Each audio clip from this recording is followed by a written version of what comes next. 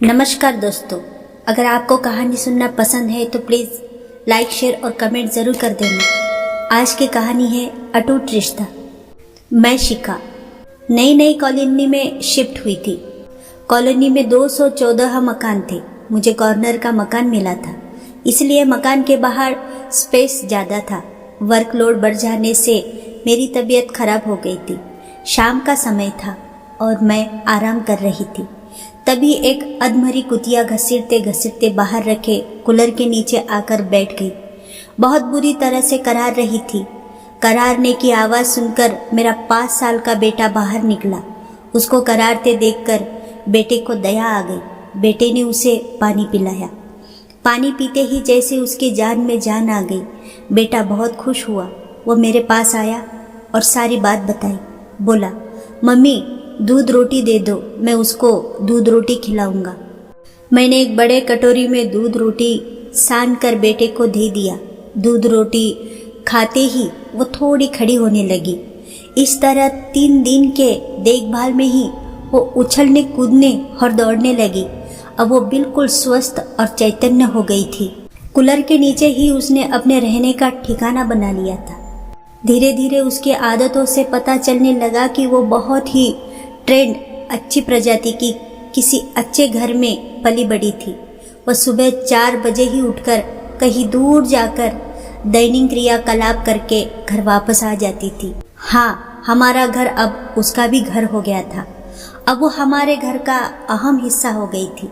उसकी आदतें बहुत अच्छी थी। उसने घर के बाहर या अगल बगल में कभी बाथरूम नहीं किया। वो इतनी प्यारी और सभ्य थी कि कॉलोनी के बच्चे उसे प्यार से ब्यूटी कहकर पुकारते थे और सभी बच्चे प्यार से उसके साथ खेलते थे। उसे अच्छे से पता चल गया था कि किस समय हमारे घर नाश्ता, लंच और डिनर बनता है।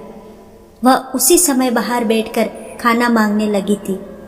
उसे हर चीज़ मालूम था कि कैसे खाना खाते हैं, कैसे फुटबॉल खेलते हैं।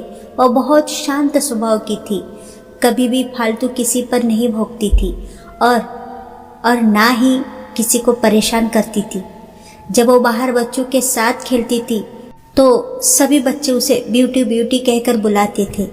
हमारे घर के 4थी मंजिल पर एक नव दाम्पत्य रहते थे। उनकी पत्नी का नाम भी ब्यूटी था। जब वो बच्चे ब्यूटी ब्यूटी पुकारते हुए सुनते थे तो उन्हें बड़ा आश्चर्य होता था कि मेरी पत्नी ये सब बच्चे इस तरह क्यों पुकारते हैं। यही जानने के लिए वो एक दिन नीचे आए तो उन्होंने देखा बच्चे एक कुतिया के साथ खेल रहे हैं और उसी को ब्यूटी ब्यूटी पुकार रहे हैं।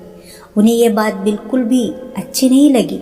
उन्होंने बच्चों से आग्रह किया कि वो उसका नाम बदलकर कुछ और रख दे, पर बच्चे तो बच्चे ही होते हैं। उन्हें अपनी प्यारी ब्यूटी का नाम बदलना मंजूर ही नहीं था। खैर, वह सज्जन खिसिया कर चले गए। जब हम कहीं चले जाते तो ब्यूटी उदास होकर बाहर बैठी रहती थी। जब हम वापस आते थे तो उसे दूर से हमारे आने की आहट हो जाती थी और ब्यूटी दौड़कर हमारे पास आ जाती थी और हम तीनों पर अपना प्यार लुटाती थी। ब्यूटी के रहते हुए हमें कोई डर नहीं था। उसके होते हुए कोई परिंदा भी पर मार सकता था हमारे घर पर। उसके भरोसे ही हम कई दिन अपने घर को ताला लगाकर चले जाते थे। अब ब्यूटी हमारी ही नहीं, कॉलोनी में रहने वाली सभी लोगों की चहेती हो गई थी। परंतु कॉलोनी में एक परिवार ऐसा था जिसे बच्चों का ब्यूटी के साथ खेलना बिल्कुल पसंद नहीं था, या यूँ कहे कि उन्हें हम सब की खुशी देखी नहीं जा रही थी। आए दिन शिकायतें लेकर आती थी कि इसे क्यों पाल रखा है और क्यों खुला छोड़ रखा है। इसे भगा दीजिए, नहीं तो बच्चों को काट लेंगे। फिर मैंने भी उन्हें उन्हीं की भाषा में पलट कर जवाब दिया, इतने दिनों से ये यहाँ रह रही है, कभी किसी को इसने काटा नहीं। सभी बच्चे इसे प्यार करते हैं और इसके साथ मज़े से खेलते हैं। फिर ये आपके बच्चों को क्यों काट लेंगी। आप लोग भी इसे प्यार करिए, फिर देखिए कैसे आप पर भी जान छिड़कती है। ब्यूटी तो खुद बच्चों का ख्याल रखती है, बच्चों से प्यार करती है। उन्हें मेरी बात अच्छी नहीं लगी और मुंह बनाकर चली गई। एक दिन उन्होंने ब्यूटी को अकेला पाकर लाठी से उसके पैर में मार दिया, जिससे उसका एक पैर टूट गया। डॉक्टर के पास लेकर गए। डॉक्टर ने उसको देखा, परंतु वह दर्द बर्दाश्त नहीं कर पा रही थी और पूरी रात दर्द से तड़प रही थी। सुबह पतिदेव ऑफिस चले गए और बेटा स्कूल चला गया। उसका दर्द बढ़ता ही जा रहा था। मैं घर में अकेली थी। मुझसे भी उसका दर्द बर्दाश्त नहीं हो रहा था। बार बार उन लोगों के ऊपर गुस्सा आ रहा था, दिल कोस रहा था। लोग इतने पत्थर दिल कैसे हो सकते हैं? इसके असली मालिक ने इसका इस्तेमाल करके इसको अधमरा सड़क पर फेंक गए जब काम की नहीं रही तो। और निर्दयी पड़ोसी का क्या बिगाड़ा था इसने, जो इतनी बुरी तरह से इस बेजुबान को मार दिया।